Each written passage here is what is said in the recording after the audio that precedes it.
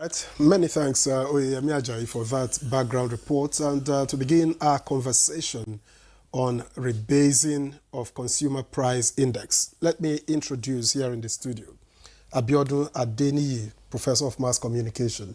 A pleasure to welcome you to Good Morning Nigeria. Thank you, my pleasure too. Let me also welcome Yushao Aliu, an economist. Thank you for coming. Thank you very much. Thank you. Also, we have in the studio Dr. Ayo Andrew Anthony. Is the Assistant Director, Head of Pricing Statistics, National Bureau of Statistics. You're welcome, Dr. Andrew. Thank you for having me. Now, let's start with you so that you can actually explain to us what this rebasing of the CPI means and why is it necessary and why is it necessary? What does it mean? Okay. Thank you very much. Once again, thank you for having me. Rebasing of CPI. CPI is Consumer Price Index. Consumer Price Index is an index that shows the rate at which prices of goods and services in an economy changes over time. It is from this index we get what we call inflation rate. Inflation rate is the persistent increase in general price level. So without computation of consumer price index, we cannot get inflation rate. Now, this consumer price index we are talking about is a relative index. Relative in the sense that you are comparing prices in the current period with a given period. That given period is what we call base year, which we call price reference period.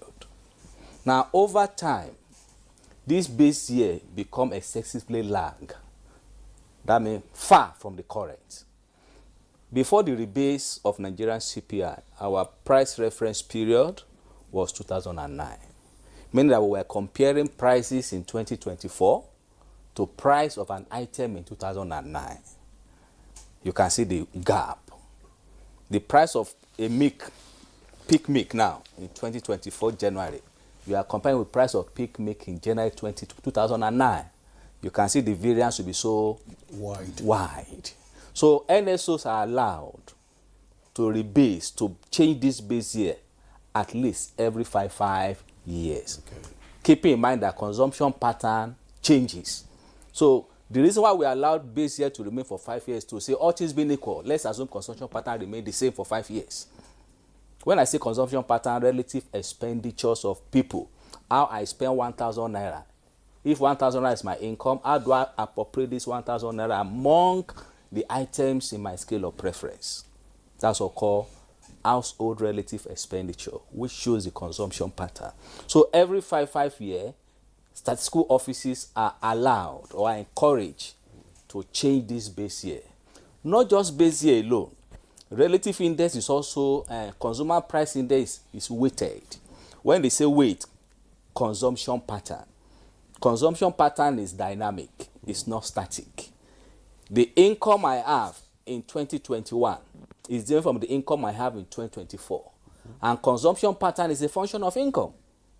Not only that it's a function of taste, it's a function of other variables. And these variables, as I said, they are variable, they are not constant, they change.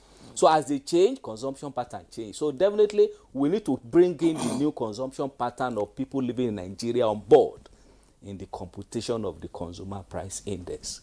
So rebasing is all about bringing the price reference period closer and also using the current consumption pattern of people living in Nigeria. All right.